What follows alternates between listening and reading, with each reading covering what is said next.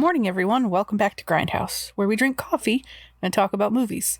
My name is Leah Diana. Today, with my boyfriend and co-host, Shawn Tetrault, we will be winding back the reels to 1970. An American expatriate in Rome witnesses an attempted murder that is connected to an ongoing killing spree in the city, and despite himself and his girlfriend being targeted by the killer, he conducts his own investigation in The Bird with the Crystal Plumage. Let's get into it.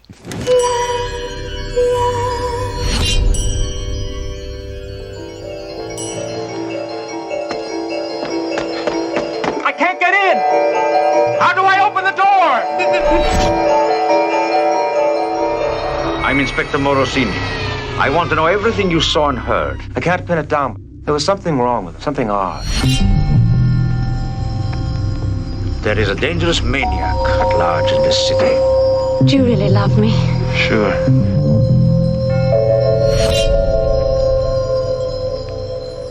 Just before we closed, we sold that painting that was in the window. Did you make the sale? I know, the poor girl did. Last night, a blonde, 28, lived alone. The press are beginning to put two and two together. They think they see a link between the four murders.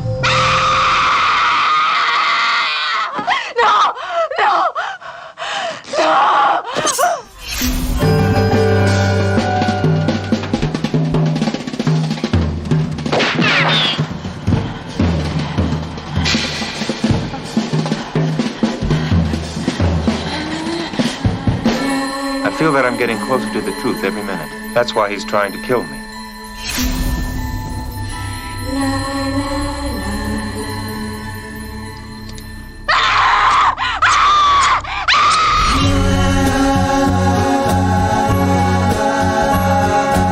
This damn thing is turning into an obsession.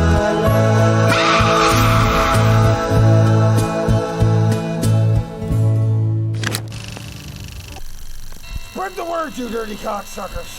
Tell all your grave robbing friends I want them out of the city now!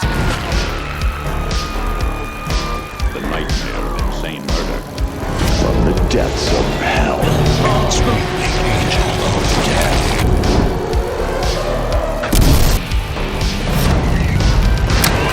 Only at the Grindhouse.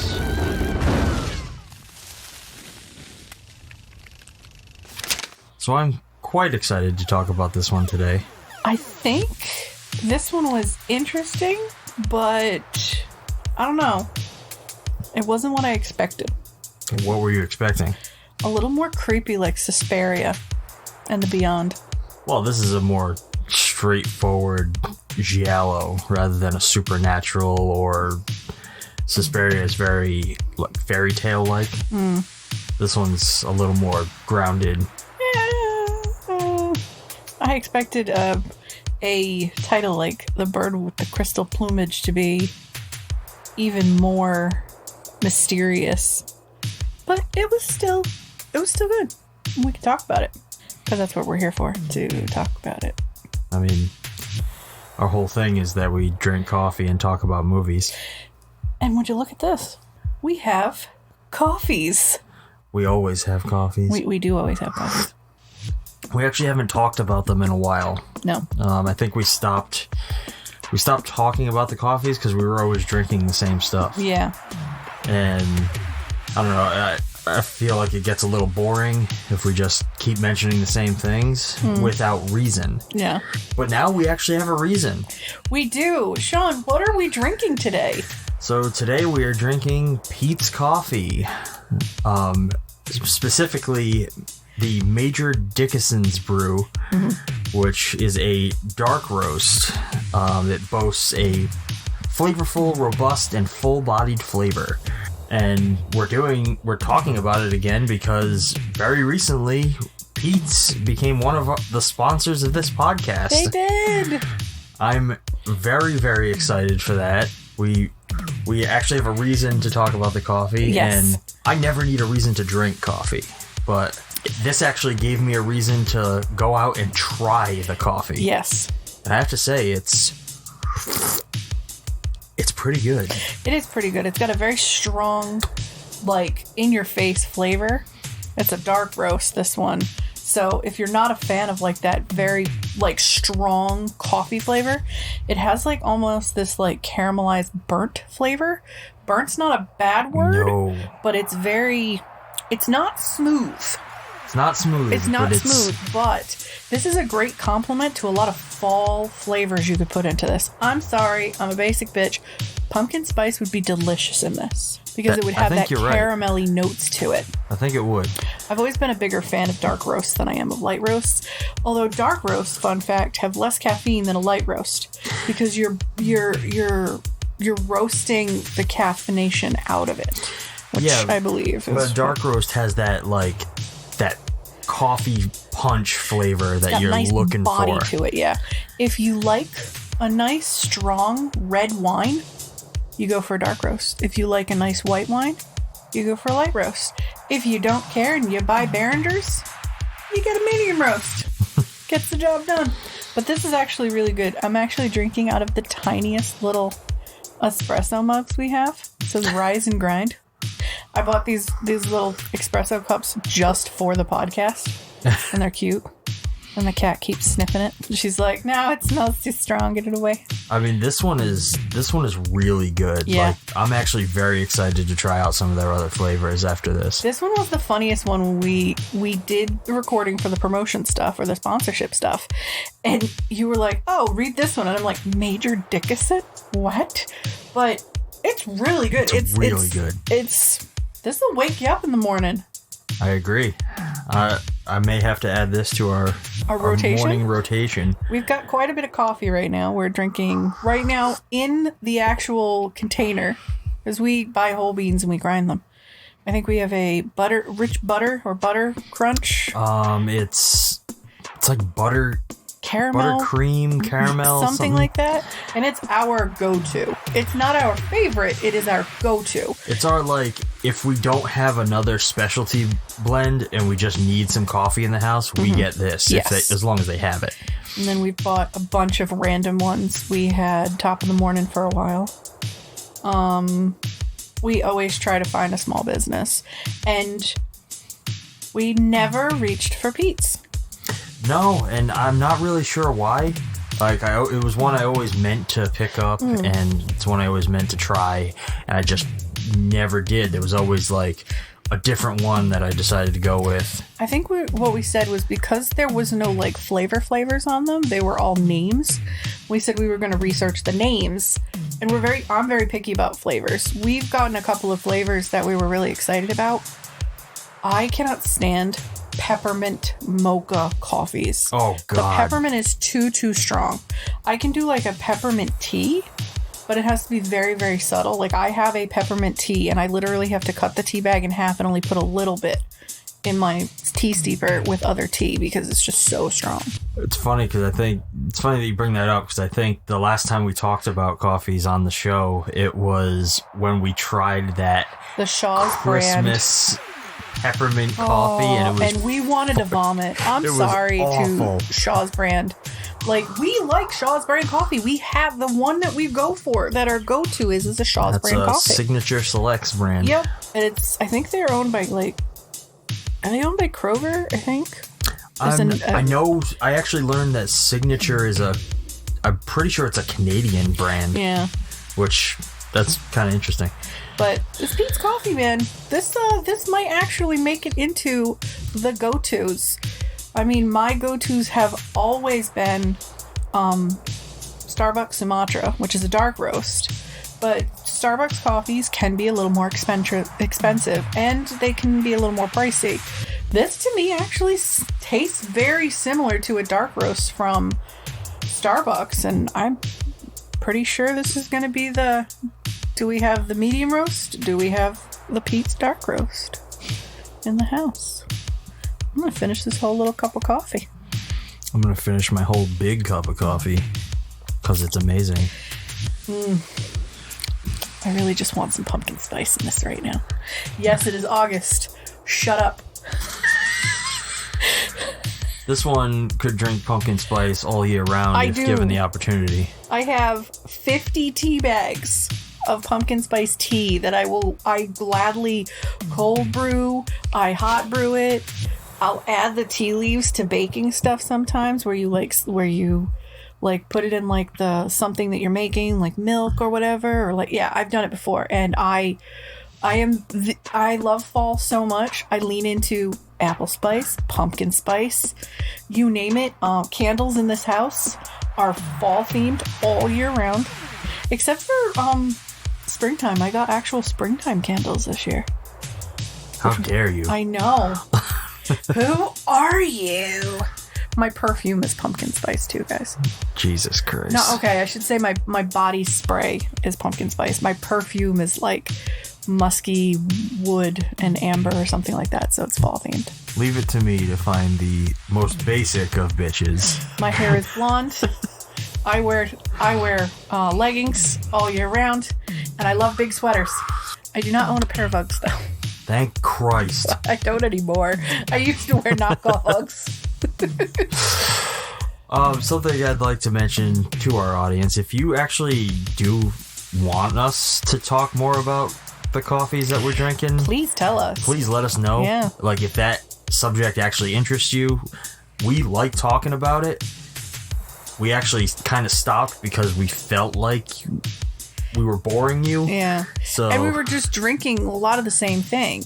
I mean, at one point, life happened and we just didn't have a selection of coffees. We've got like 3 or 4 in the kitchen right now. But now that, the podcast is getting a little more traction and, we've got a lot of people reaching out to us, we've got a lot of coffees to try. And I'm really happy because we've passed by this one in the coffee aisle several times. And I'm like, we got to get Pete's coffee. We got to try this. Like, we got to try this. There's got to be a reason why there are tons of flavors in here and we never reach for it. But no, seriously, if you guys are looking for a new coffee, skip the huge name brand shit. Go for the smaller brand. This Pete's coffee is great, and I cannot wait to try their other flavors. Stop buying the fucking Dunkin' whole bean ground coffees that are sitting in the supermarkets. Listen, we're from New England. I used to drink Dunkin' every day. Shawn used to work for Dunkin'. Never again. No, stop. Like, even my brother the other day was, oh, did you see pumpkin spices out? I'm like, yeah. He goes, did you already drink it? I'm like, yeah. He goes, ugh, you're so basic.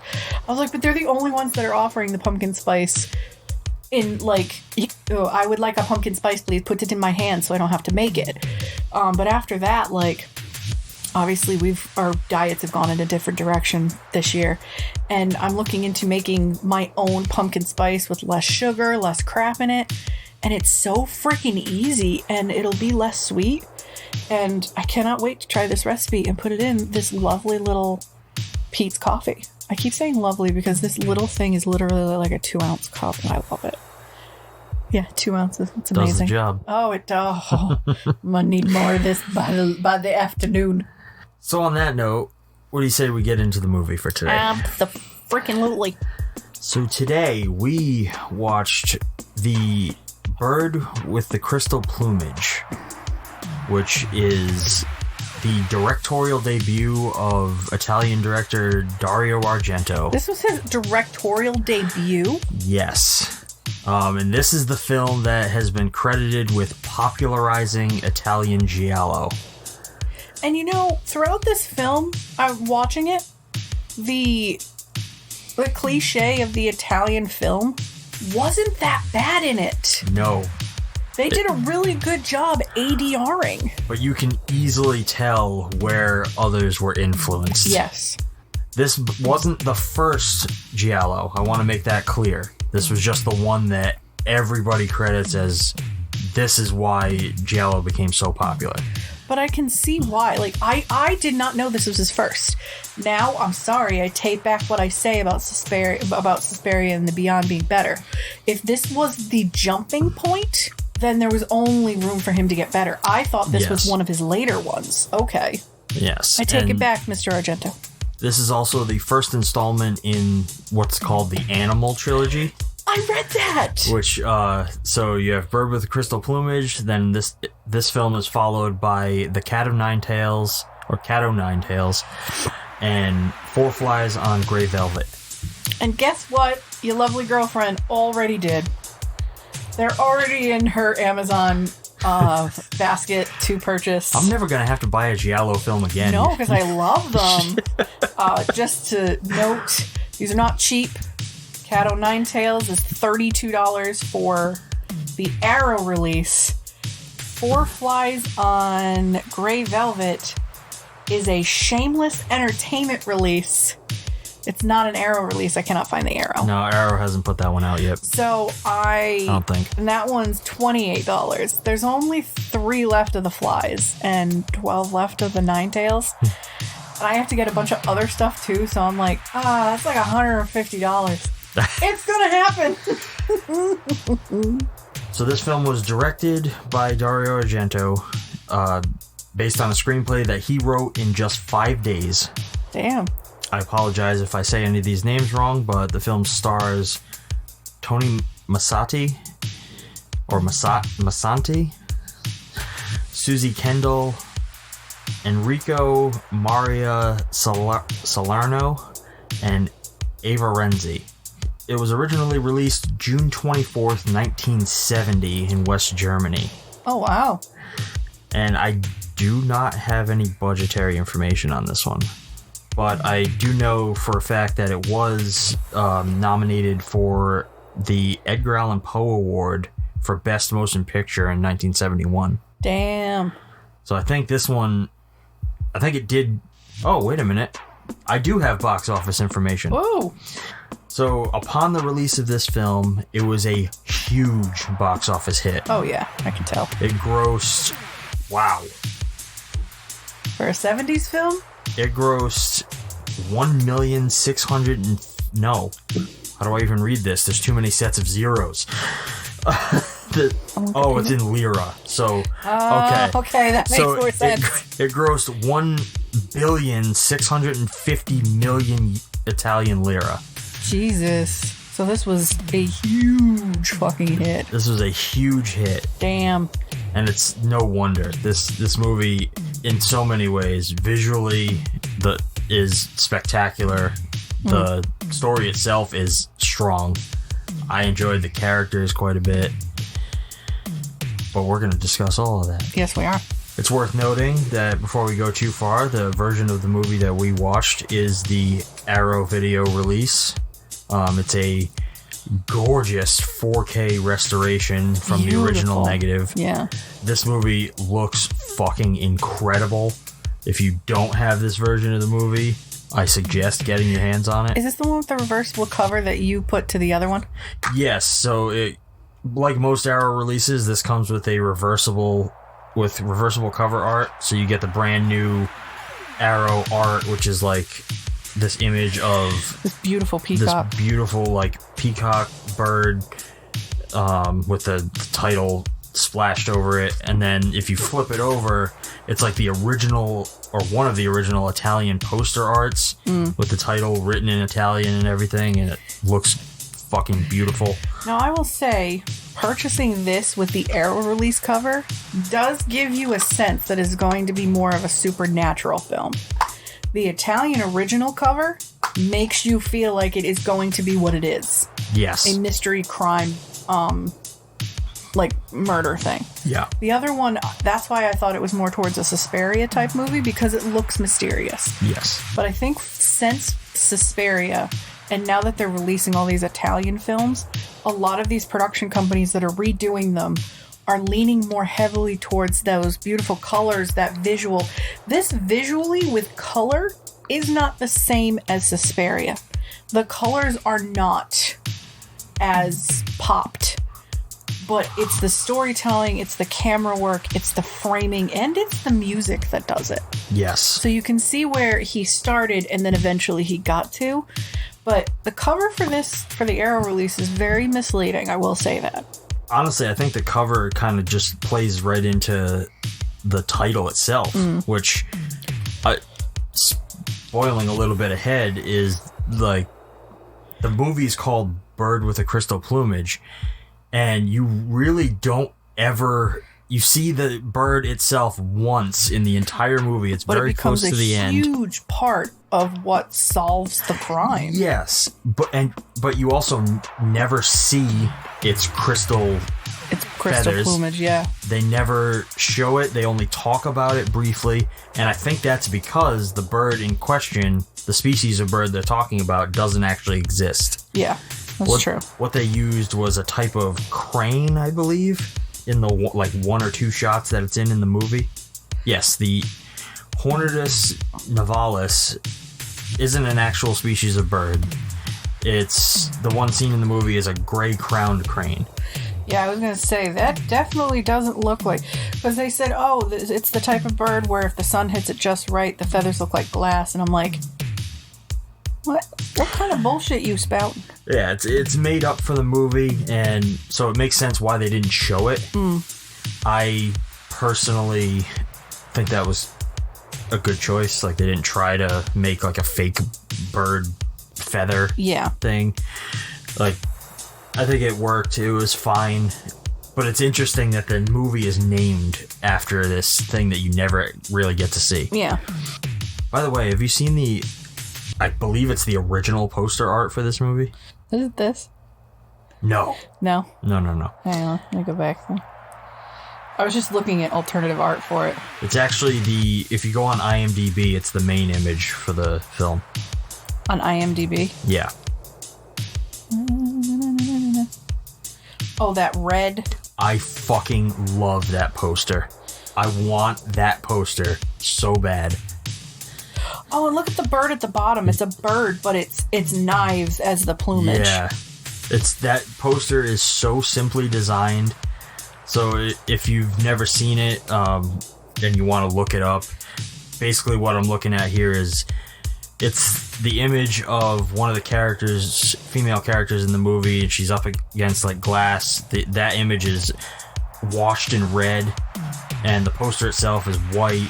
The killer's hand with a knife is right beneath her, and the title of the movie's in a little black box at the bottom. It's very hard not to find this one, but I've always loved simplicity in movie posters. These days, the movie posters we get are so fucking overly complicated, and it's usually just like a tower of people.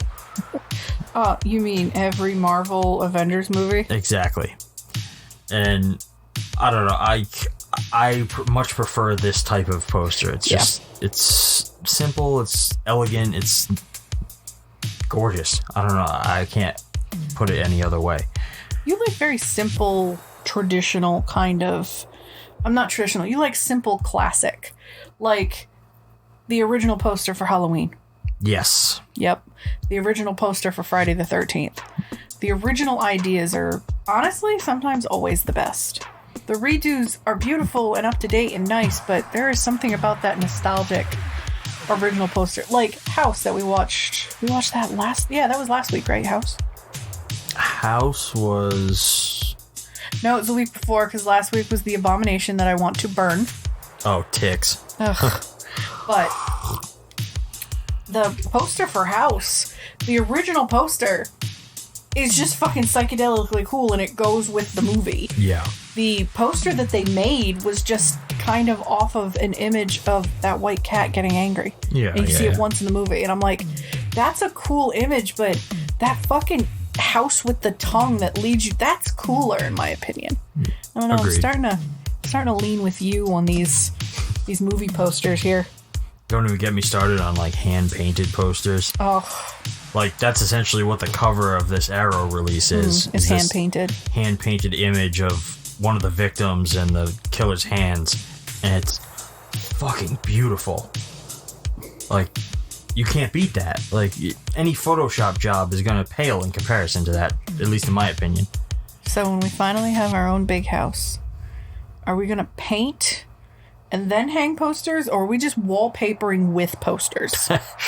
No, you always paint and hang the posters. Either that, or you have a professional come in and paint the poster on the fucking wall. Ooh.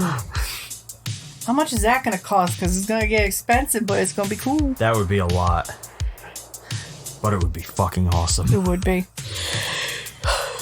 And as you were saying earlier, like, Argento's patented, like, vibrant color palette is on full display in this one. It's not as sharp, but you can see he's starting to get a foothold of what kind of director he is. No, but it's interesting that it was always there. From the very start of his career, he was very interested in making the color of his movies explode off the screen. One thing that I really did love is a lot of the other scenes, like the artist's house that we went to and the apartment, everything was very vibrant and colorful, but the art gallery was beige, brown, black, and white. There was very little color in that art gallery, which I think was a great idea. Like, yes, this is an art gallery, but what you're watching is a piece of art. Yeah, for sure. And he actually, some of my notes here have to do with, like, the fact that, like, he has an affinity for utilizing gorgeous architecture throughout all of his movies. Yep. The example I put here was that triangular stairwell that he slashes that woman to death in. Yeah. That's incredible. He has an obsession with visuals, and he's always placing his characters in interesting settings, like the art gallery that Monica is attacked in, and the Museum of Birds that we briefly see at the beginning. And there's a scene where they're in this, it's like an imaging room or like an audio forensics room. He's analyzing the fingerprints on the gloves, yeah. And they're just having a conversation around a table, but like the background is all these spinning reels. Yep. And it's just very visually interesting to look at. Nothing in this... Excuse me. Nothing in this film, like... You don't get bored with watching it. Like, there's always something to look for. I bet you every single viewing of this film, you will find something new to look at. Oh, I'm sure. Like, and I will say this, Argento is very tasteful with nudity. There is nudity in this. It is very shrouded, and it is shrouded in color. Yeah. She had this, like, one of the victims had one of these, like, very, like, chemise kind of see-through outfit on. But it was so tasteful where he had placed it, and there was nudity. Like, it was that scene was very graphic, because I don't know whether he plunged the knife into her genitals. I'm not sure. See, that's the thing. Like, he kind of leaves that to your imagination. Honestly, that feels like what he did. Like, he cut up her sternum. You saw him slash her sternum, but not deep enough to hurt her. And then I think he attacked her. They attacked her genitals. Yeah. I'm not sure, but the way that went was very... That's kind of what made me second guess who the murderer was. Because they were very delicate, soft, and took their time. Well, it's kind of interesting because Argento has always had he always puts an emphasis on the violence and the brutality and like the perversion of murder. Yeah. And I kind of have to say that he's fairly tame in this one. Maybe because it was his first go around, but it's still very effective. It's still very brutal and very personal. And even though like in later films you'll start to see him like really showing you like the every slash and stab, but in this one it still feels like you're seeing it even though you're not. I very much enjoyed the kill scenes, especially in this one. Well, why don't we get into the movie? And I know you have more fun facts, but we can kind of pepper them through the film. So this one was my pick because I had really liked watching The Beyond, which we haven't done, Suspiria, which we have not done. But Pieces was one of the real kind of first Giallo ones. That was our second episode. Yep. And then we did another Giallo film, or Giallo style film recently. Right? Yes. Yeah. Pieces is not the only one we did. Oh, we did, This is what happens when you get to 39 movies that we've watched. We now have to bring up the calendar. We did one in like Death Carries a Cane. Death Carries a Cane, yes. And that was a very Giallo-esque type of film, too. I don't remember where I was going with this. You edit and post. So this one, because it was my pick, but this one, when I mentioned this one was on sale on Amazon, you got very excited. So I was like, okay, I gotta buy this one. Well, because I know that this was Argento's first movie, and it's one of the few I hadn't seen. And I don't know why. Like, I feel like this is one that I just kept meaning to watch and never got a chance to. Yeah. And when you were like, yeah, I bought this one, or I'm buying this one, I was like, please, God, give me the reason to watch this movie, because I've been meaning to for fucking decades. So just out of sheer curiosity, I am looking up Dario Argento films. Oh, okay. Do you have the other alternative title to this? I do not. Not in front of me. So the English title is The Bird with the Crystal Plumage. Yes. The other title is called The Gallery Murders. Okay. That makes sense. I like Bird with the Crystal Plumage because of the meaning that it has beyond it. Yeah. This man did so many. He did a movie called Zombie? Dawn of the Dead? Wait, what? So, he was involved in that, I know, for sure. European cut. Okay, I got really excited. Ooh, Inferno. Yep. Inferno's one of his. Opera. Tenebrae. Tenebrae is one of the other ones that just came out. We have so many to go through of Argento. Phenomenia, which is alternative called Creeper. Yep. Demoni, which is Demon.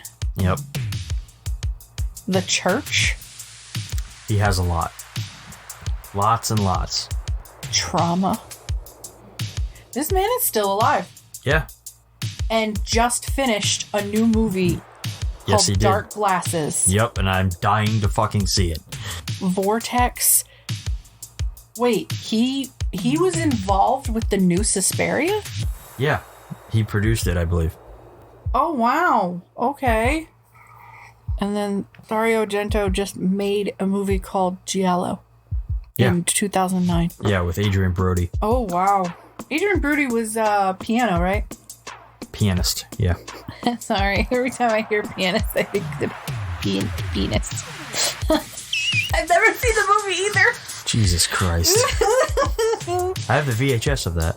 Do you? Yeah. Yeah, I don't see any reason to watch that. No. I'm very excited to one day try and get this man's entire catalog. Oh, we're gonna have his whole catalog. I love his movies way too much to not own them all. Wow. He has several trilogies. There's this trilogy. There's Three Mothers trilogy. Suspiria is part of a trilogy.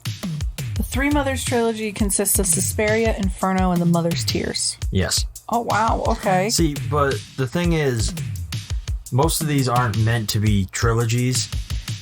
People just start to equate them as trilogies throughout the years because they have similar themes. Kind of connect them, yeah. It's the same way that supposedly Carpenter has his Apocalypse trilogy, which is not actually a trilogy of movies. It's just The Thing,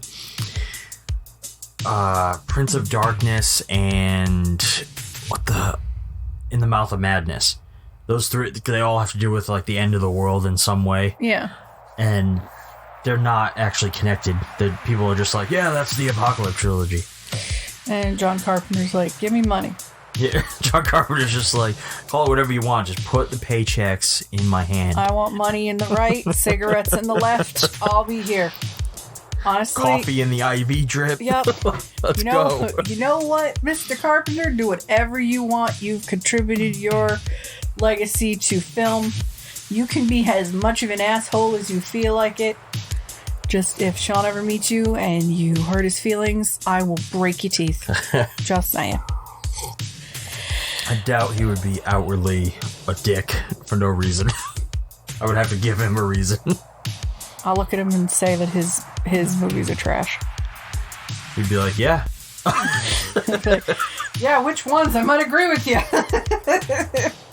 All right, I think we should get into the meat of this film. So, well, let's do it. I tried to do a play-by-play of this. Was not very successful, so hopefully Shawn can help me with this. So, we open on a man walking down the street. We don't know who the man is, and he's walking past the front window of a gallery. And as he's looking in, he sees a woman struggling with a man with gloves and a hat. There are a few things before this moment, but it's nothing super relevant. We essentially get introduced to the main character, and I already forgot his name. I don't remember his name either. But essentially this movie has a similar plot to most Giallo films. It centers on a civilian getting wrapped up in a murder mystery plot. A foreigner. And like you said, he stumbles upon a woman being being murdered or being attacked. Yeah. He kind of gets closer to the gallery to see what's going on. Once he gets into like this alcove or foyer in the gallery, he tries to open the door. The attacker stabs the woman. She's going down the stairs trying to get to the door. Whoever it is shuts the gallery completely and locks the dude in. So now this guy is stuck between two pieces of plate glass. He cannot get out watching this woman die.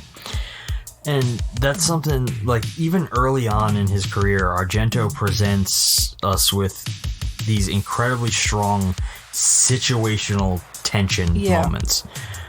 So, like, this scene is the perfect example.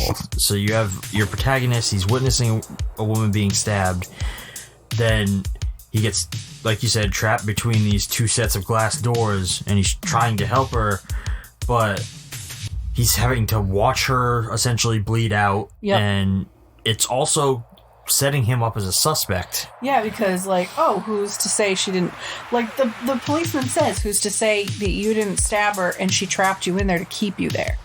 But as you kind of notice, like, she's too far away from the controls, and that's where once, you know, this guy tries to get a hold of people and finally gets somebody, says, call the police, get them here, and he points to the woman. And she's not dead. She's still kind of moving, so she's unconscious. They get the police there. They try to get the doors open. And even the policeman is like, the controls are way too far away. So it was not her that stopped it. Yeah. And then you find out that the policemen are suspicious of him, but they're more suspicious of, you saw more than you know. We're just going to keep drilling you until you can figure out if you saw the face. Right. Which you can see throughout the film, like, he's not a suspect to the murder.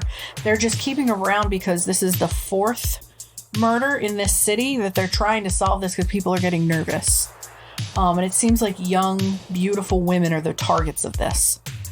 Yeah, and that's an interesting fact, too, is, like, I really like that we come into this story with the crime spree already in progress. Yeah.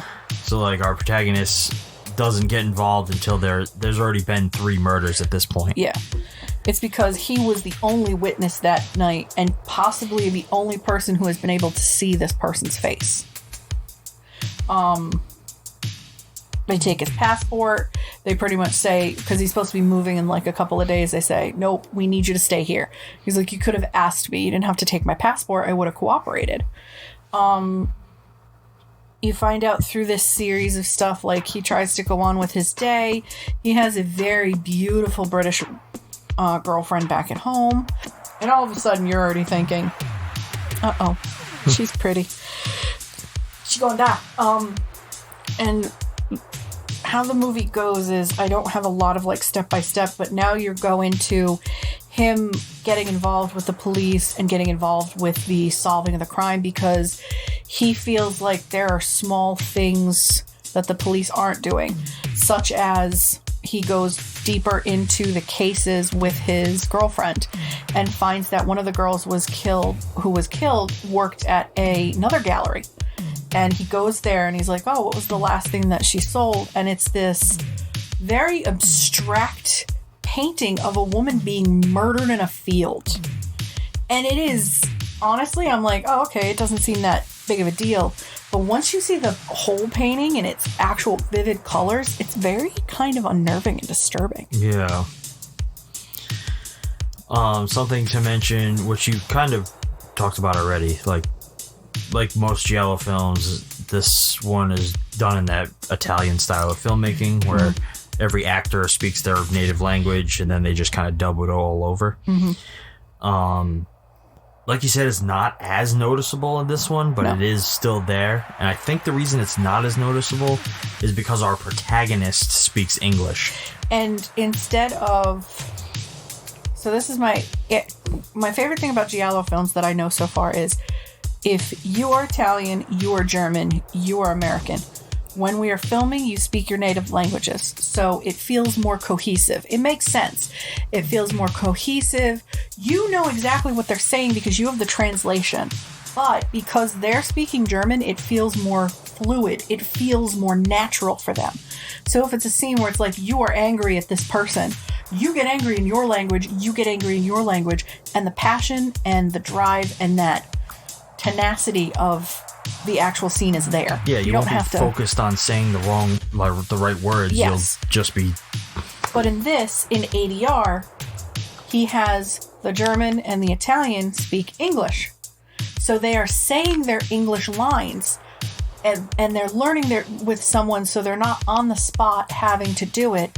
They can go back and be like, okay, that passion that you had there, this is the line you're saying, you just have to say it over it.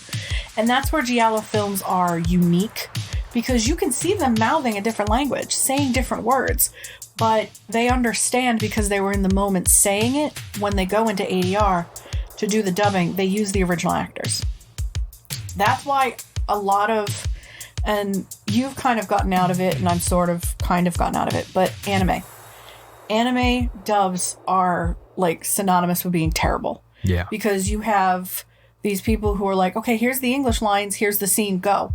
But you don't have the passion behind what it was in that native language. So it doesn't translate as well. Right. It always seems cheesy. Yes. Giallo did it right. I wish a lot of anime dubs would take note from these movies on how passionate it is. You have to kind of understand what you're doing. And I'm not saying all dubs are bad. There are some dubs that are great. FLCL, Fooly Cooly, that dub is amazing. I will say that till I'm blue in the face. If you ever want to watch a good anime that's dubbed and subbed, Fooly Cooly is great. Well, the prime example is Dragon Ball Z. Yeah. Because most people can't watch that in its original language. Because I think it was mostly due to the fact that a lot of the voices are done by women and they sound like really high-pitched and screamy. So, like, you watch it in English and the voices are deeper, they're like masculine male characters, so it fits better. Vegeta. I'm sorry, that's all that came to mind is Dragon Ball Z Abridged. I lost it all. Oh god. But yeah, you're right, is Americans see Goku in Saiyan form, and he's this bigger. You're thinking the Rock's coming out of there, not this adorable little 5'2" Japanese woman. Who these women do great voice acting work. But some people, and I know some people who are like, "Oh, that's not the voice that should come out of Goku." Well, that's just an American thing. Americans have this huge thing on masculine and feminine. Like other countries don't. Like. Well, it's not a big deal. It didn't help that they had the woman do the voice for him in Dragon Ball because he was a kid. Yeah. But then they just hired the same person to do his voice as an adult, and it made no sense. Honestly, it makes perfect sense because it's the same voice. She just has it quieter, more childlike in one, and then older in another. I mean, I pretty much like adored and loved anime at one point in my life. Unfortunately, I've gotten out of it. It was one of those things where I haven't seen a good one in such a long time. I don't remember the last really good anime that, like, I think it was one that my friend Griswold showed me. It was School Live, which was this 4 girls surviving in a high school during a zombie apocalypse. You sure that's not High School of the Dead? Nope, it's School Live. There's another one? You don't want to know how many of these fucking shows there are. Hang on. Jesus. I gotta find it.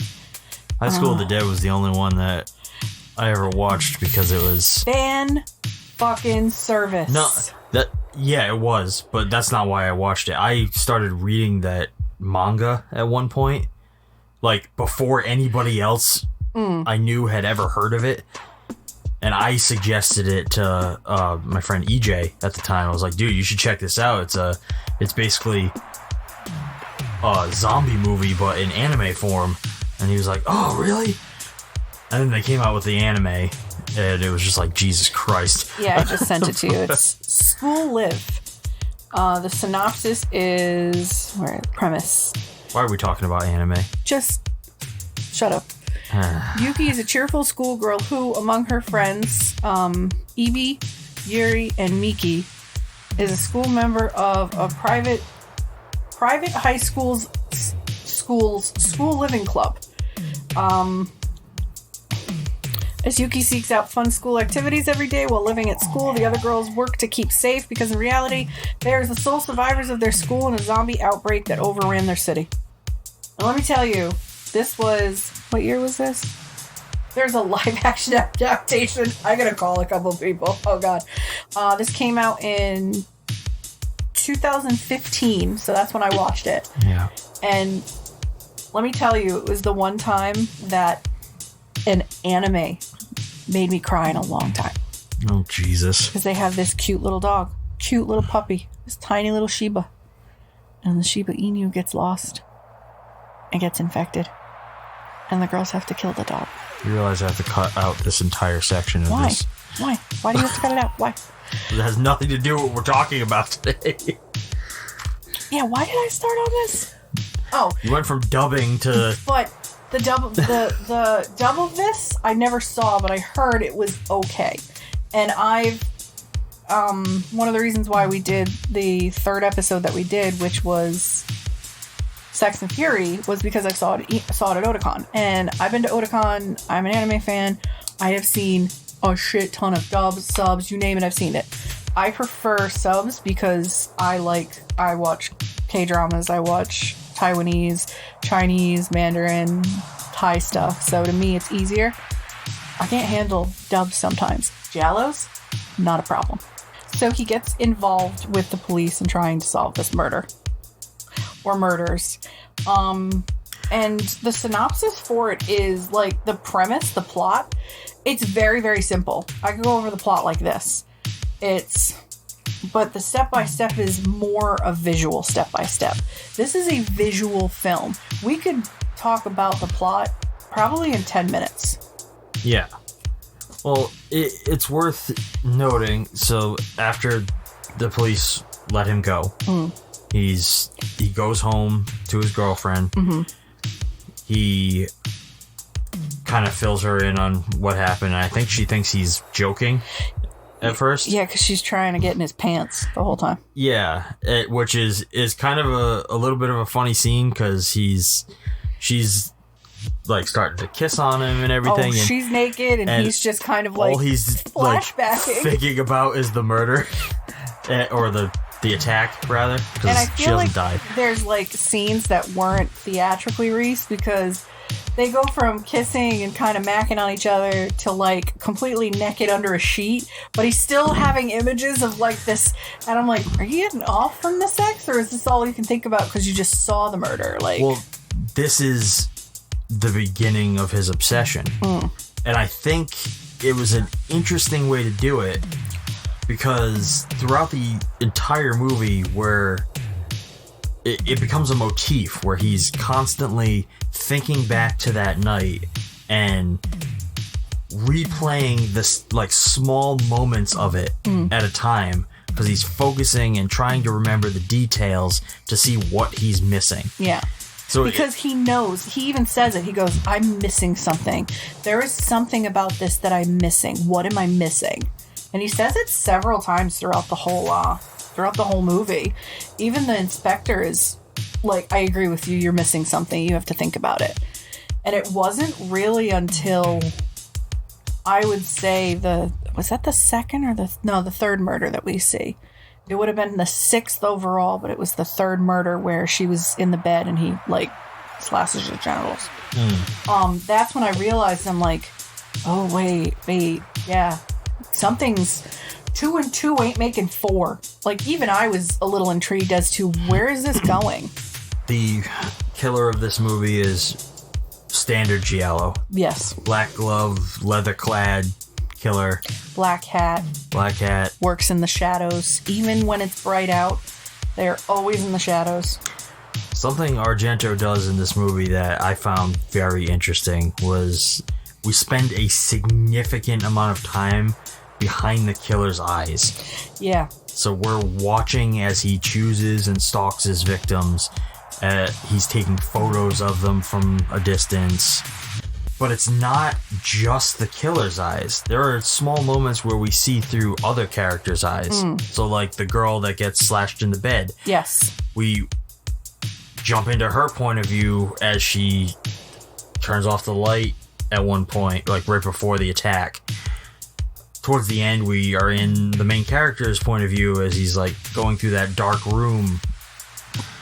It's, I don't know why he's doing it, but it's a very interesting choice. Yeah. I understand putting us in the killer's POV, but not so much all these other ones. I feel like it's trying to get different angles in the movie, like, because at one point you're like, oh no, it's definitely that person. But then you're like, wait, could it be? I think personally there's 5 or 6 suspects that this could be. But you don't end up like figuring out like who it is until the last minute, because I think they do a really good like red herring on you with this. And I think that they're giving you different views of different people you might be suspecting. So yes, you're going through the real killer's eyes, but I also think maybe you're going through the people that you're also suspecting too as well.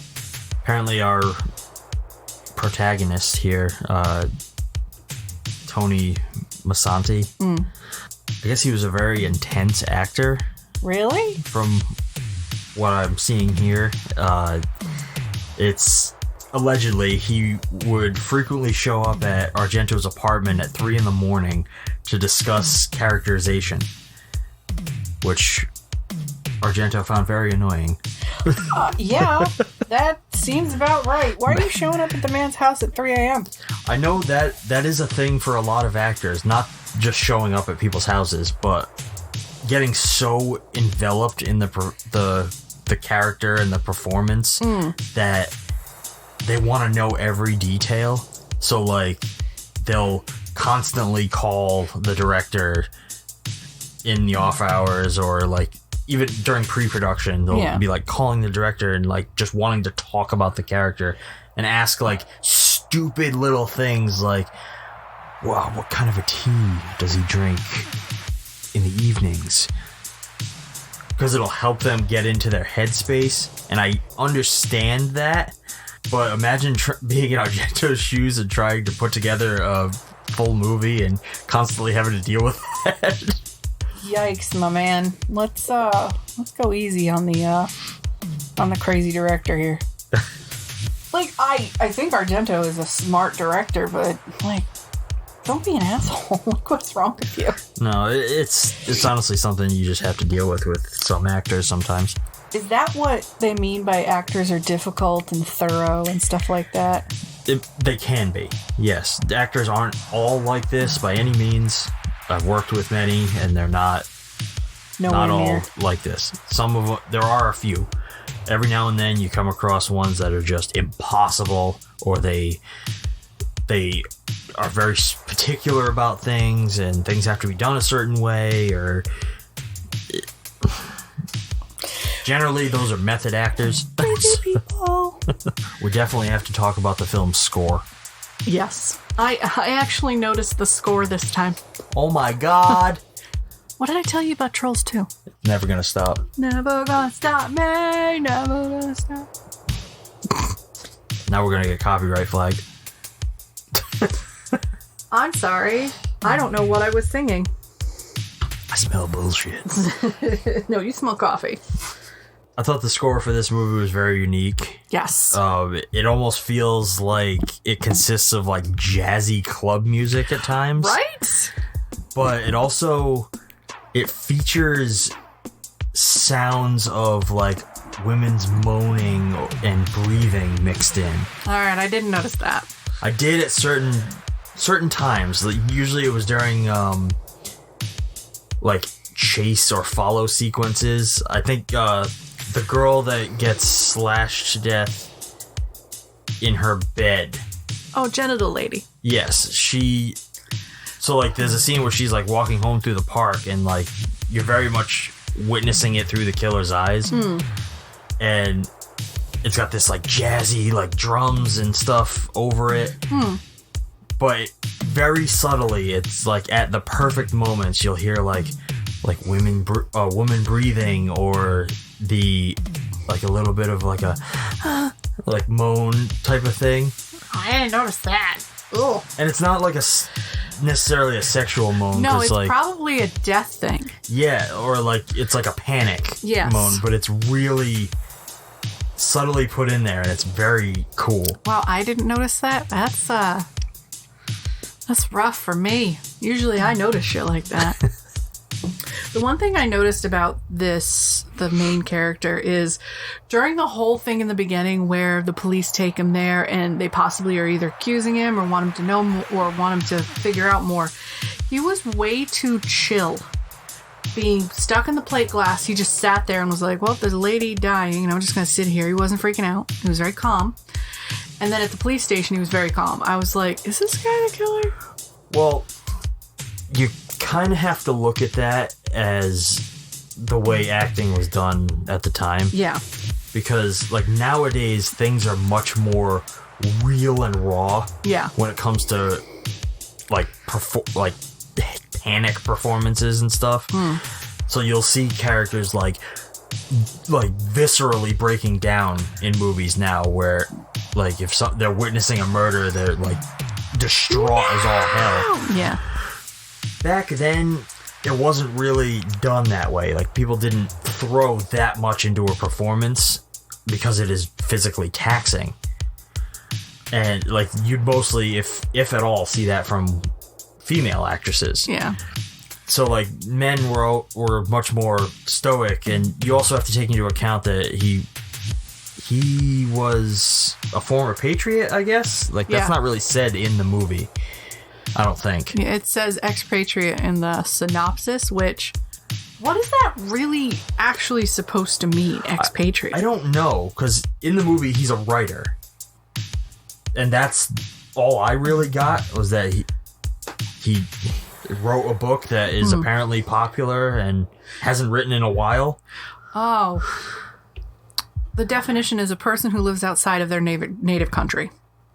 Oh, okay. So he's just an American. Yeah. All right. So that really doesn't have to do with... Settles oneself abroad. Okay. So it's not a negative connotation. No. An individual living or working in a country other than their country of citizenship, often temporary for work. Oh, so he was working there. He even says that he was working there a few times. Okay.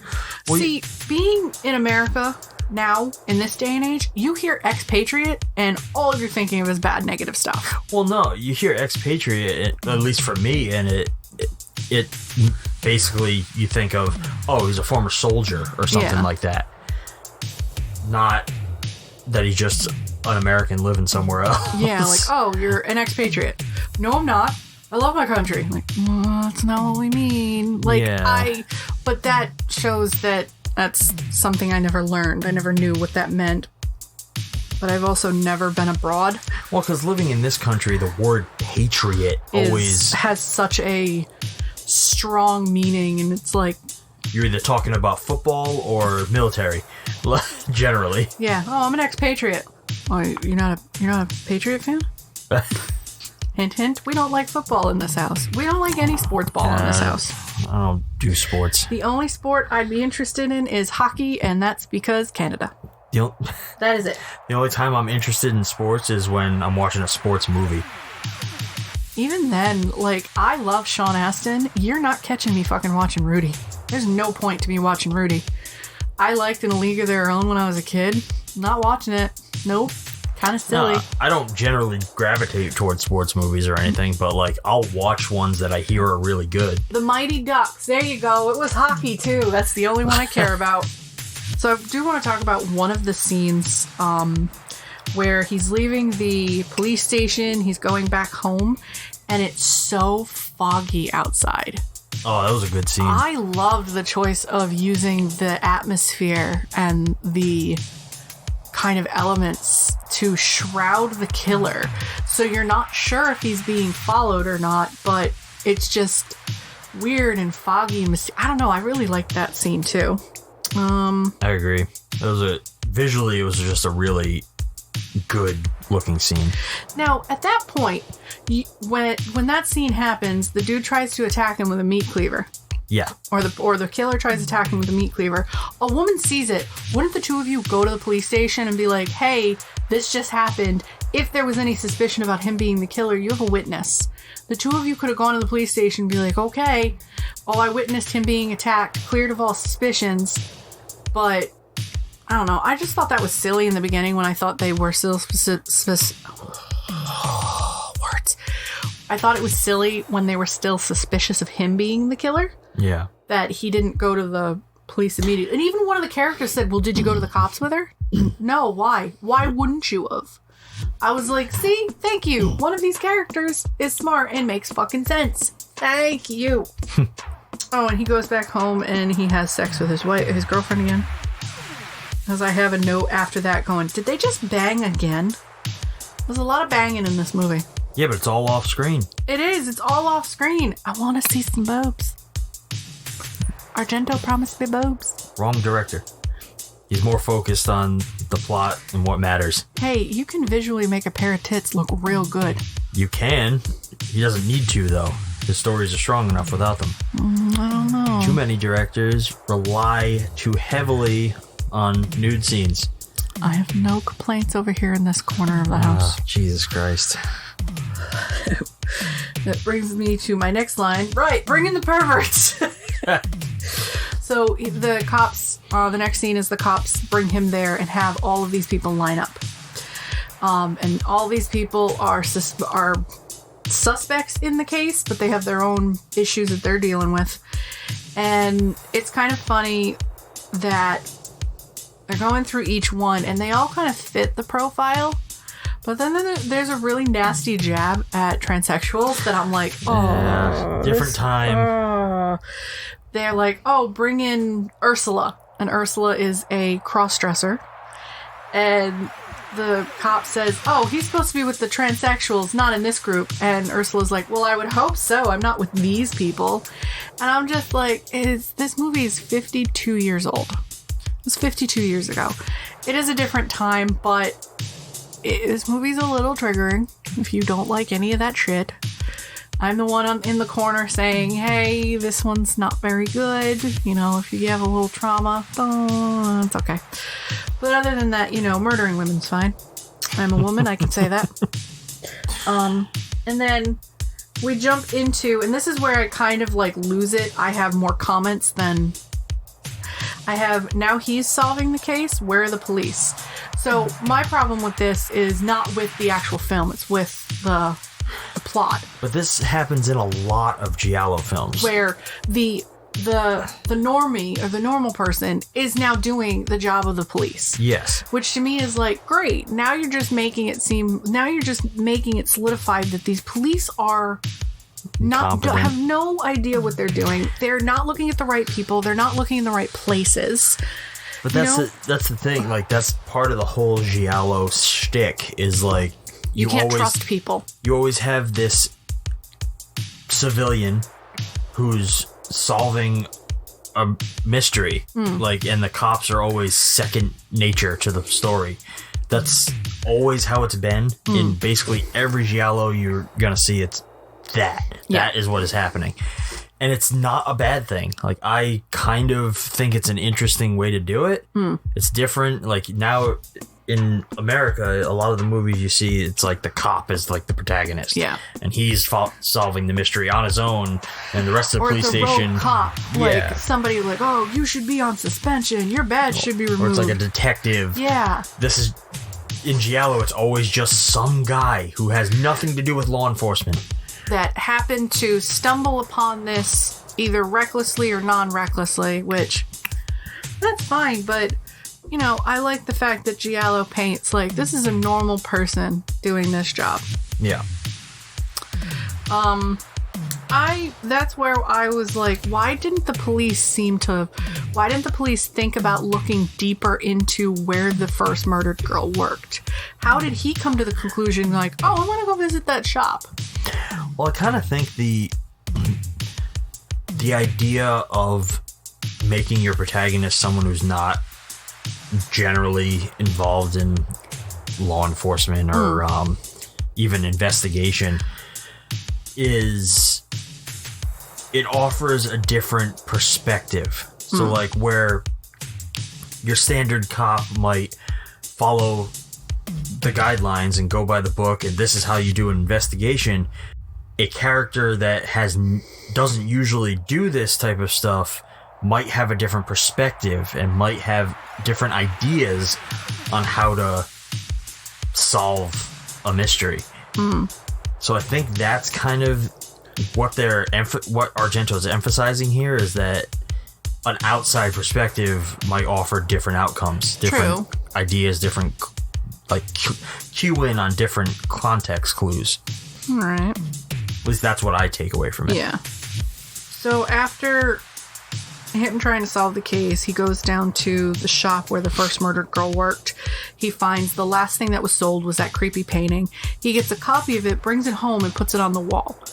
And when his girlfriend comes home, like that night, she reacts very negatively to this painting. And I mean, it is very disturbing. It's a very graphic painting of a man murdering a woman in a field.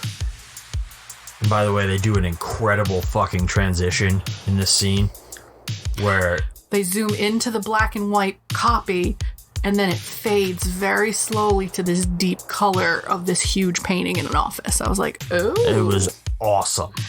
It goes from, what am I looking at? Like, you're kind of looking at it, you're like, what am I seeing? And as the colors start popping in, you're like, oh, that's weird. That is a strange painting. Why would you paint that?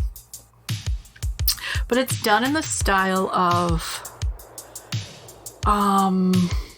you know, when you look at a lot of Dutch paintings, or like the paintings on Dutch clogs, where it's that bright colored tulips and fields and that's what the painting is to me. And I was like, it's very happy and bright and peaceful, and then there's just a dude murdering someone in the corner. Like, what the fuck? And after that, we see we're in the killer's office where that painting is. And the killer starts going through a file of this beautiful woman, and you see him like looking at pictures and stuff, and then you see them transition to following this person home and killing them. And this is where my comment, damn, they just murdered the panties off of her. Because he slashes her panties or rips them off. I don't know what he does, but that was my joke. So then in the morning, the cops tell him there's been another murder. Here's the person, blah, blah, blah, blah, blah, all that good shit. Then I don't know if it's that. And then we cut to the protagonist and the girlfriend out on the town, and there's a man following them, and the woman gets nervous and says, nope, that's just the police bodyguard. He's here to protect us. Don't worry about him. No problems with that. And then a car runs him down and kills him. Like, what? Yeah, which begins this intense chase through the city, where our protagonist is being pursued by a man in a yellow jacket, a bright yellow jacket with a gun. And this chase goes through like a bus terminal, or not terminal, but like a where they park buses. Yeah, like a bus graveyard or some shit like that. Yeah, and then it spills out onto like the streets where he kind of gets to safety, where like people will. Where I think it's like just a bunch of people standing around, and he's like, "Hey, there's a man with a gun chasing me," and they're like, "What? We don't see anybody." And he points him out, and the guy kind of like tucks the gun away and starts walking the other direction. He has a bright yellow coat on with the letters BC on it. Yes.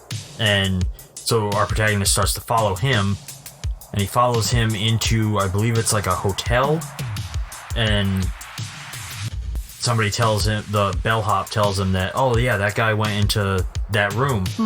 So he goes into that room, and it's filled with people wearing these bright yellow jackets. Yeah, it's like a motorist convention or a boxing convention. Yeah, they're former heavyweight champions. That's what they say that at one point. Damn. And so he essentially loses track of the guy. Yeah. And it's weird because I put a note, I'm like, oh, hey, BC, what does that mean? What does that stand for? What is this? And I'm at the end of the movie, I'm like, oh, it was a red herring. He probably killed the person with that coat to hide. Never mind. To answer your question, boxing commission. Boxing commission! I don't know that for a fact, but I assume. But it makes sense. Yeah. So after the scene where he runs into the boxing commission people or, heavyweight champions, we don't know. We are in the killer's eyes yet again, and we are following what seems to be a younger woman. Like, I don't know if maybe she's in her early 20s, late teens, but we follow her into this very beautiful apartment building. And she's going into an elevator, and the murderer straight attacks her with a razor. A straight razor. It's kind of funny. This scene, we have no idea who this woman is. Nope. It's kind of random. Like, it is very random. Really go with the rest of the movie. It's just, they were like, oh, we need another kill in here. Like, the other one made sense because he had photos of her and a folder on her and, like, more information. This one seemed like a random act of senseless violence. Not like all of them aren't random acts of senseless violence, but this one seemed a little more, like cold. Less methodical. This one wasn't calculated.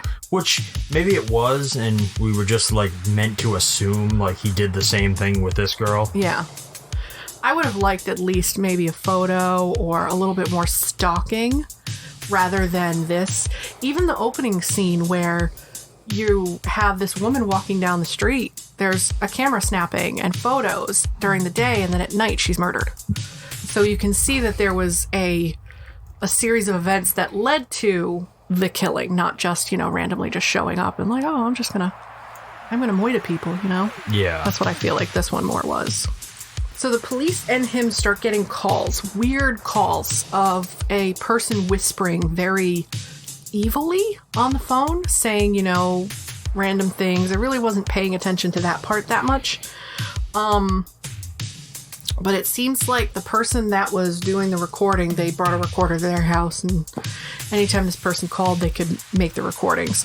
And one of the police dudes shows up to the house, and he's there. And it's the three of them. It's the girlfriend and the protagonist and this guy from the police station, hanging out, talking about stuff. And while the dude is there, the protagonist and the girlfriend start having sex. Just get in bed and start getting touchy-feely. I don't think that guy worked for the police. You think he was a friend? Yeah, I think he was the guy, one of the two guys that were at the beginning when they were at that, like, bird museum thing. When he went to, like, essentially, I think he was picking up the pay for his book. Oh. I think it was that guy. So it was one of his buddies. Okay, all right. I thought it was somebody that worked at the police station. No, I think it was his friend, and so that, it makes a little more sense, but not much. Not much sense at all. But, I mean, they're in different part of the world. Maybe that's just how it is. It is very true. But yeah, no, they just start having sex, and the guy's like, well, I could stay, but I'm gonna go. And he's just staring at them as he leaves, and I'm like, ew. Well, the most important part of this scene is that they're packing while this guy's over. They're packing to move. And he mentions, oh yeah, we recorded the killer when he called us, and he kind of plays it for him. And he's like, I wish we could figure out what that sound is. In the background, and yes. The friend is like, oh, it sounds very familiar, but I don't know what it could be. And when they start kind of getting into it and he takes off, he's like, I'm going to take the tape with me and I'll see if I can figure it out. I'll bring it back. Yeah.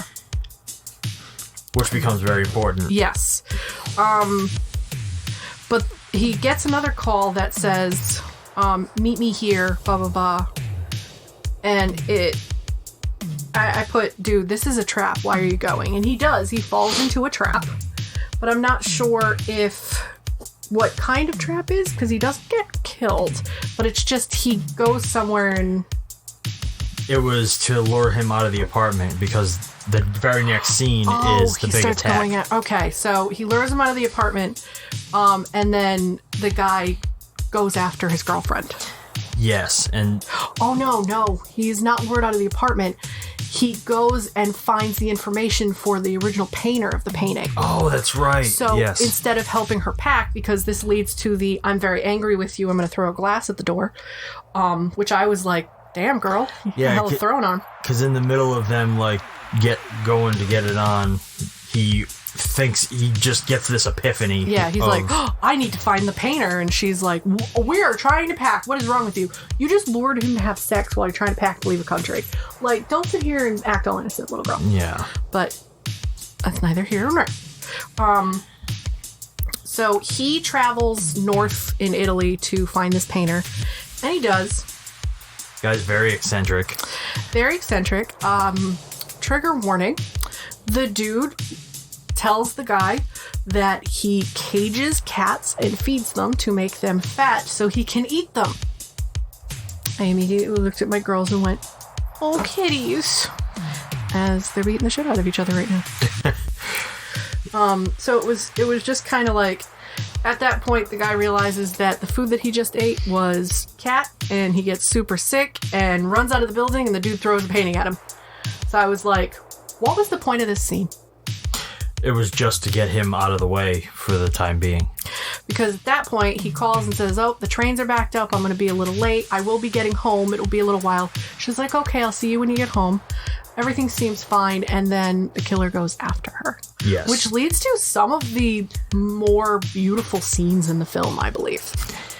I had to laugh a little bit during this scene because she goes at one point to call the police, or I believe she's going to go call the inspector. Yes. And she's in the middle of dialing, and then it cuts over to the killer's hands as he cuts the line. Yep. With like pliers. And the first thing that came to my mind was, he cut the hard line. It's a trap. Get out. This is not the Matrix. I know, but it was funny. During this entire sequence, Julia loses her fucking shit. Holy shit. She is in complete hysterics. Yep. She's like destroying the apartment. She's like trying to get out of it. Like she's knocking stuff over because he cuts the lights and it's dark in there. She's trying to get out the window in the living room, like living area. And she uses a candelabra to do it, but the candelabra gets stuck in the glass, so she can't break it anymore. And it stays there for the rest of the movie. It stays there for the rest of the movie, and it is the original poster's background. Is it? Mm-hmm. Oh, yeah. You're right. Because I'm like, oh, that's funny.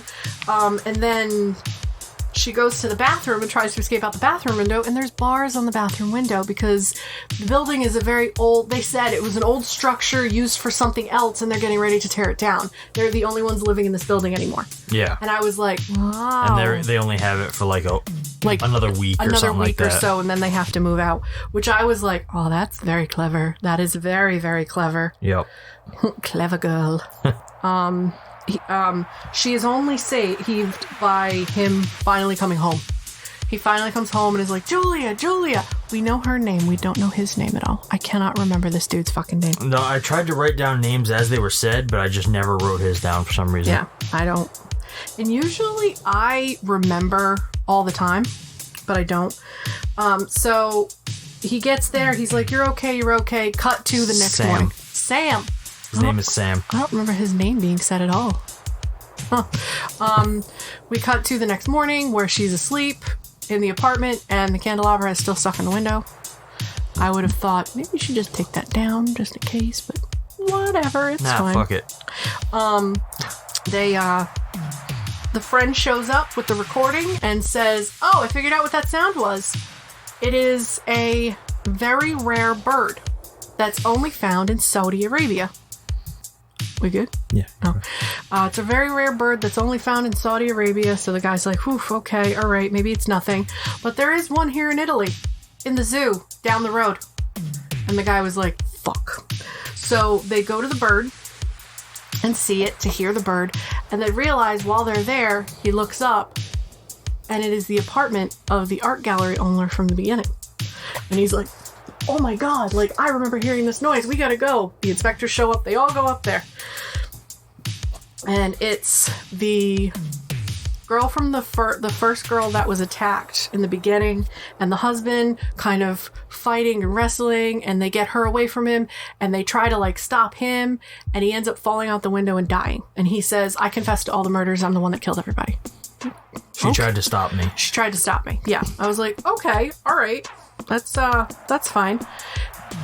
Then all of a sudden, while this is going on, Julia goes missing. Both women go missing. And you're like, what happened? Julia and the other girl were just here. So Sam, we remember his name. Sam goes looking for Julia, and he's trying to search everywhere. Julia, where are you? Where are you?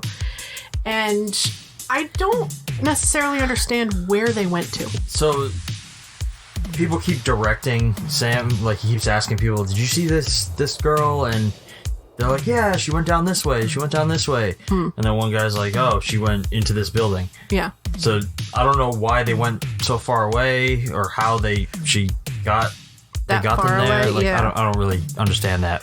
They just kind of gloss over it. Yeah. Kind of like, oh yeah, this happened, and you're like, how? And this is essentially building us to the big reveal of the movie. So the original guy that we thought, the gallery owner, is dead. He dies. But Julie's missing now, and they're searching, and they're trying to figure out what's going on. So Sam ends up in this apartment, and he sees his friend there with a knife, and Julia is hiding. Can't find her. And he's like, what did you do with Julia? What did you do with Julia? We don't... She's not hiding. We see that she's tied up. She's tied up, like, under something. He can't find her. He doesn't see her. Because it's very dark in this apartment. Yes. Like, there's no lights. There's nothing. I think he tries some of the lights, and they're like, they don't work. So he's like, what did you do with Julia? Where's Julia? What's happening? What's going on? And then he falls down and he realizes there's a knife in his back. He's dead. And he's like, what the fuck? And then this person with hat and gloves comes out of the darkness, and it's the gallery owner's wife. The first woman. Her name's Monica. Monica. The woman that was attacked. And then that's when the guy sits there and goes, that's what I missed. He wasn't trying to kill you. You were trying to kill him, and he got the knife away from you. He protected you by saying that he killed all those people. Oh my god, like the revelation on this guy's face was like, oh fuck. And he's like, oh, what did you do with Julia? Where's Julia? And obviously we know as an audience where Julia is, and she runs away, and he goes after her. Yeah, and this chase actually kind of reveals to us that this building that they're in is actually the back of the art gallery. Yes. Because they spill out into that main art room, and she drops this big-ass art piece that we see earlier in the movie on top of him. Kind of reminds me of something that should be out of Hellraiser. Yeah, it's like covered, it's got like spikes coming off of it and shit. Like vines or tentacles like woven into it. They call it a piece of cosmic art. Yes, which I was like, when they said that, I went, ooh, Shawn, can we have that in the house? We need that in the house. She flings it onto him, and he's trapped. He can't. He's fucked. It was the police following him that found Julia. That was like, he went that way. That pretty much saved him, because they got her. They shot her or they stabbed her. or they caught her. So she was standing over him, getting ready to stab him, and they like just came up behind her and like chokehold and grabbed her. And pulled her off of I wasn't sure if they used violence or anything. No, it was just like a standard snatch and grab. Snatch. But yep, and then movie pretty much ends right there. Yeah, we actually see that we get like a scene that's very reminiscent of Psycho, like the end of Psycho, essentially, where they're like kind of explaining the killer's motives. Yeah. But that's intercut with Sam and Julia flying home, getting on a flight, getting out of Italy. Yeah. It brings a conclusion. Yeah, I was very happy with that because lately the movies have just fucking cold ended and it drives me crazy. This one wraps up pretty nicely. It's like, oh, they went back to America, and I bet the next thing they said was, well, we're never going back to Italy again. I mean, I would. I mean, yeah, you would. I wouldn't. Because I'm fucking crazy. You are insane, buddy. Insane. So that is Crystal Plumage. Bird with the crystal plumage. The Bird with the crystal plumage. A Dario Argento film from 1970. Does that mean we shift into wrap-up questions? Yeah, I think that's a good idea. All right. Overall thoughts on the film? I liked this one.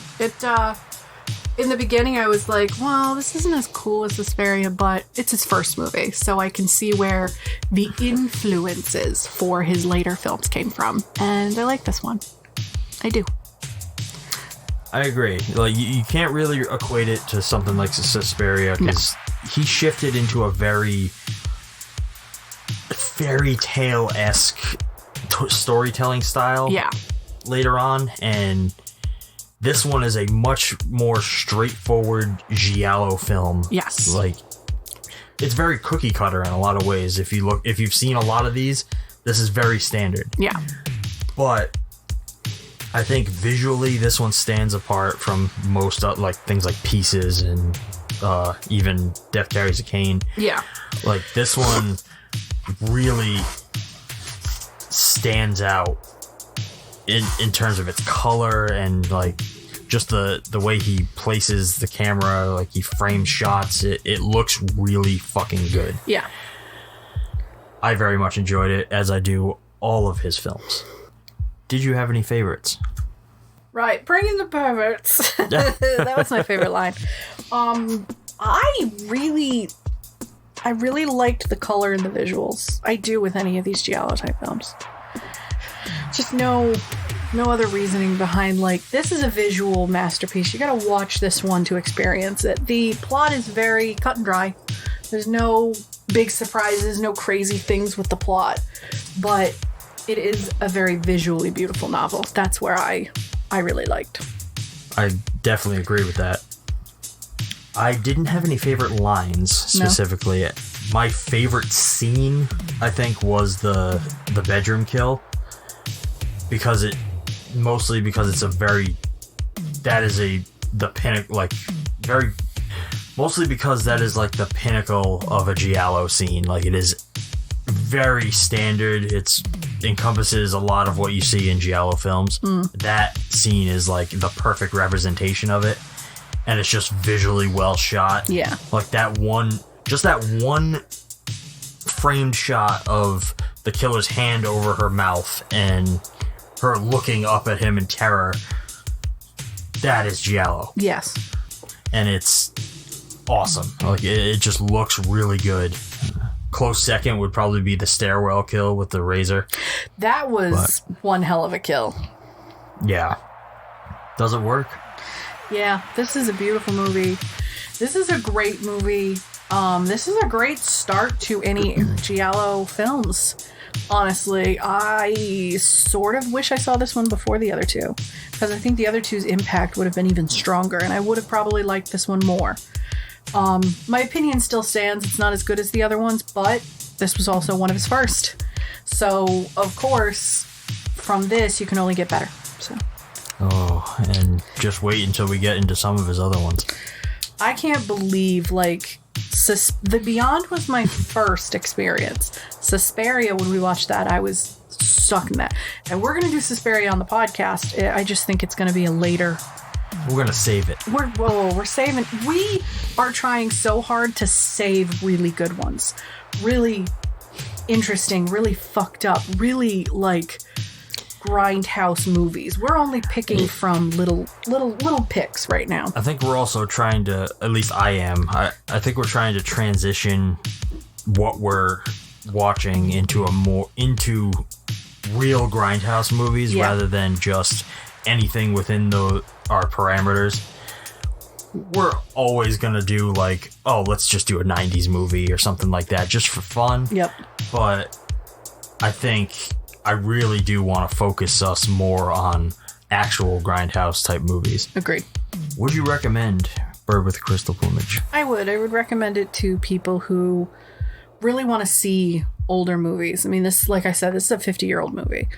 You know, in my mind, because I'm a child of like the 80s and 90s, I still think the 70s were 30 years ago. But I think everybody in our generation goes, oh, I'm still young. That was only 30 years ago. No, it was 52 years ago. Like, and this shows like you can have signs of the times and still be an incredible film. So yes, I recommend this to anybody. Maybe not if you're under 17, but I recommend this to everybody. I can definitely get down with that. Because I didn't answer the last one myself, I do think this works.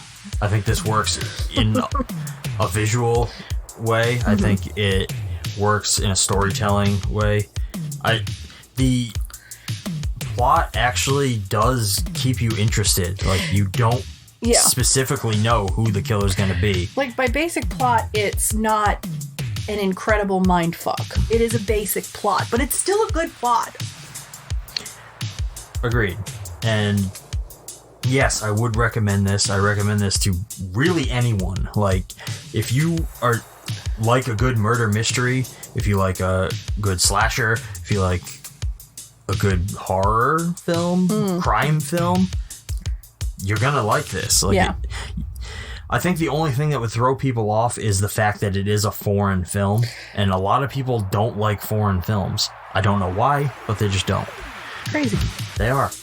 And I personally think that more people should see this if they haven't. It is a really, really good, solid movie. Very good, solid movie, yes.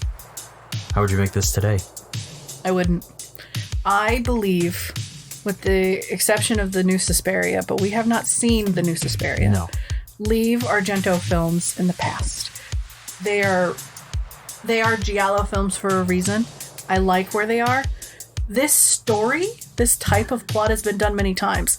It's the visual experience that you're there for. You're not there for the acting. You're not there for the plot. You're there for the visual experience. It is a very artsy, very like mind-bending visual experience. I would not do this today. I also don't think this should be done again.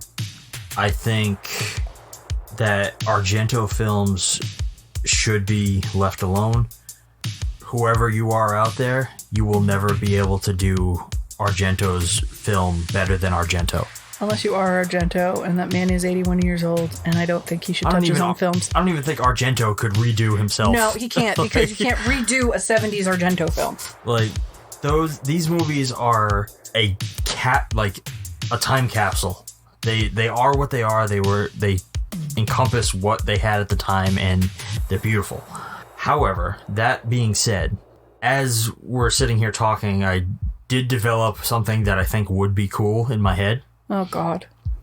If someone were to try and redo some of this, I think the only way that I would accept it is if it were a series.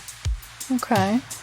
Where each season was one of his films, stretched out into a season-long story. Because I think his movies have enough meat where you could do that. Yeah. So, like, if you think about it, where, like, season 1 would be Bird with the Crystal Plumage. and that would be your whole season. There's that story. And you'd have to still do it in a very Argento type style with bright color, great lighting, and all that. And then, like, later down the line, you do a season on Suspiria, you do a season on Cat of Nine Tails. Like, and you just do all of, like, that would be the only way I'd accept it, because it would be a different way of viewing it. And I'd get to see the story expanded on. That's it. And even then, I probably wouldn't be happy with it because it's not Argento. But I would be okay with it. What about if you? Oh God, I don't know. I don't know. Like, that would have to be a like in the moment decision. Like, somebody would have to come to me and be like, "Hey, I want you to remake Bird with a Crystal Plumage," and I would have to, in that moment, see how I felt about that. Like, oh, this is a lot of pressure. And even then, I feel like I'd be like, do you mind if I take a couple of days and think about it? Yeah. Because that's a big undertaking. Like, you'd be asking me to step into the shoes of a filmmaker that I look up to, that I'm so influenced by. That's a big ask. It's a big deal. So is this mainstream, exploitation, or other? Other. This is other. I got this off the Grindhouse website. I did. But I really think, because Giallo is its own big genre, big deal, it could be Grindhouse, but I'm going with other. What about you? I inherently chalk most Giallo under the exploitation umbrella. I think Giallo in and of itself it focuses so much on the violence and the sexual overtones, undertones, and that like obsessive nature that I don't know, I think inherently it's exploitative. I think that inherently it's exploitative. I think it's always going to be exploitation to me. Okay. No matter how well it's done. That's just my opinion. Most people probably wouldn't agree with it. But I guess that brings our discussion on Bird with a Crystal Plumage to an end. Close the door. But don't go anywhere just yet. Stay tuned for the coming attractions.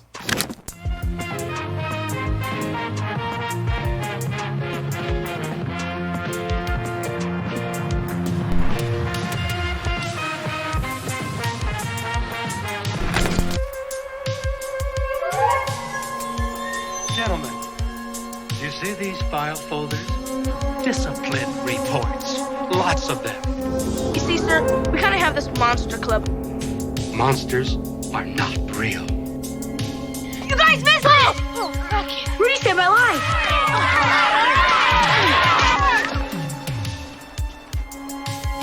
Yeah, what the hell's Monster Squad? It's us. We're the Monster Squad.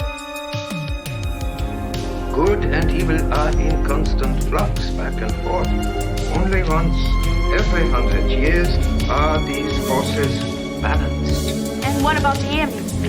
At the stroke of midnight, the amulet becomes vulnerable. And at that moment, it can be shattered. There's a monster in my closet.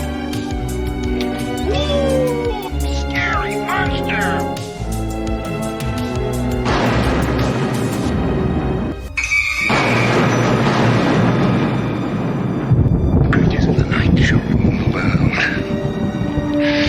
And there is no one to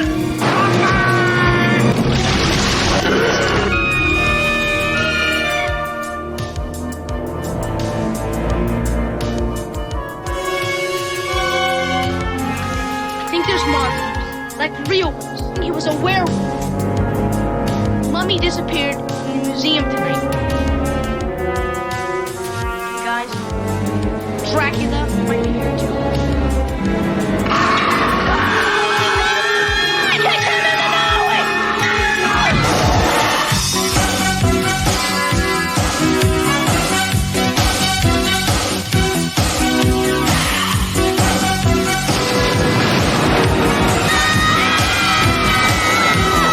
See you later, Band-Aid breath.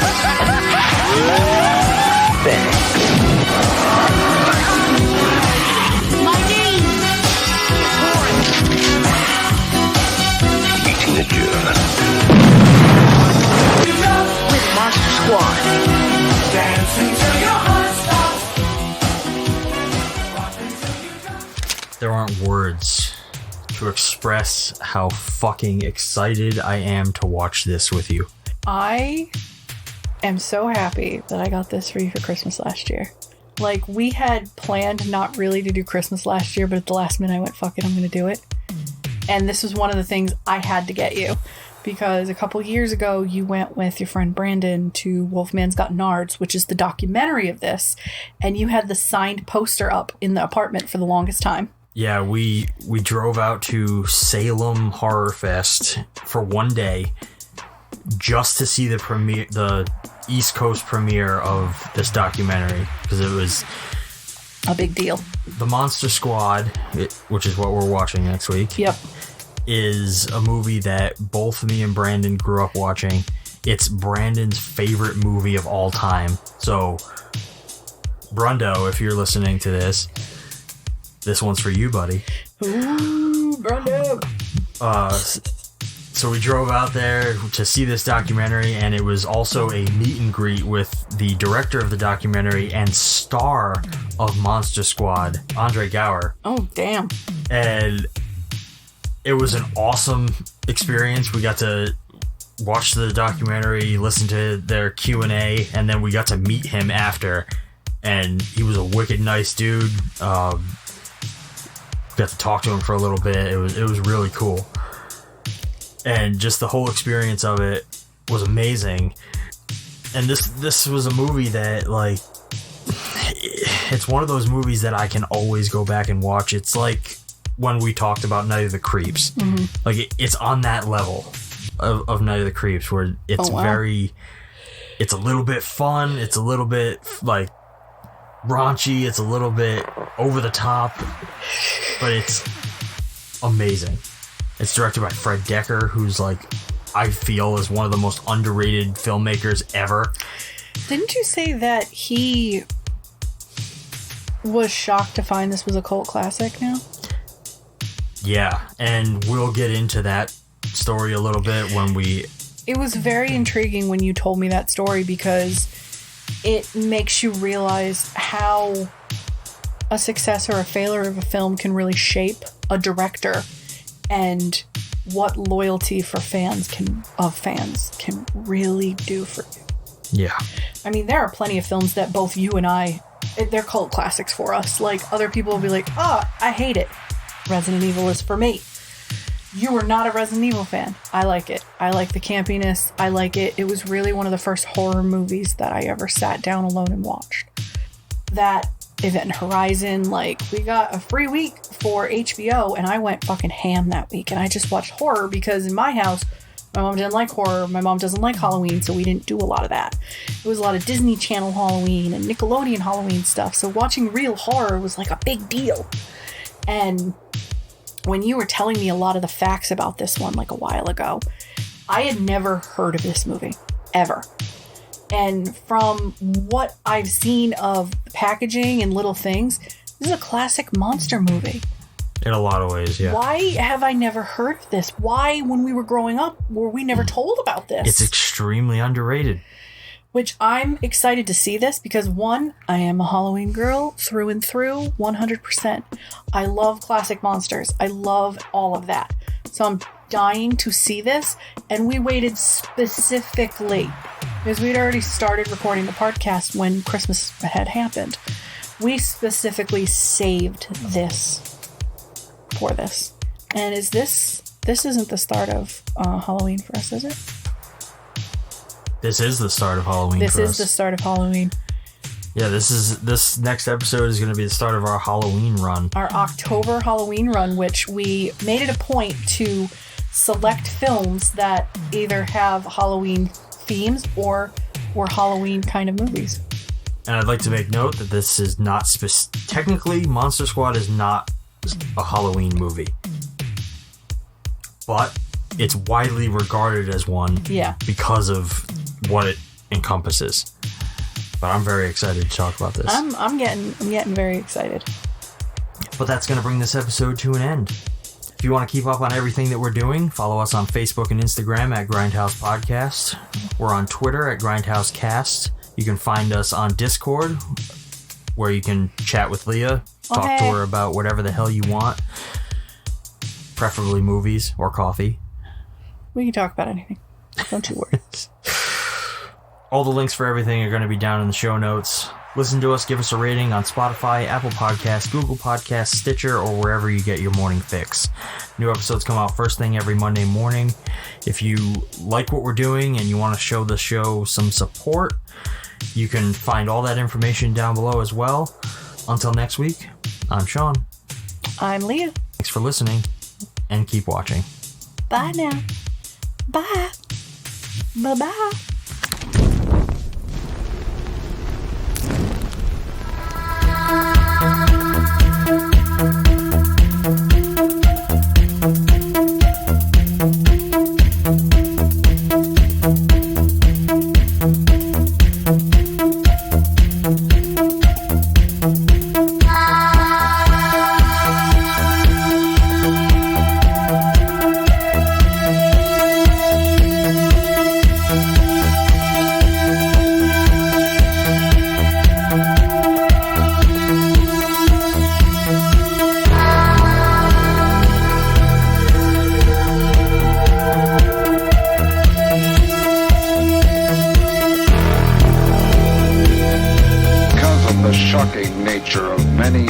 In this film, it is definitely not recommended for the squeamish.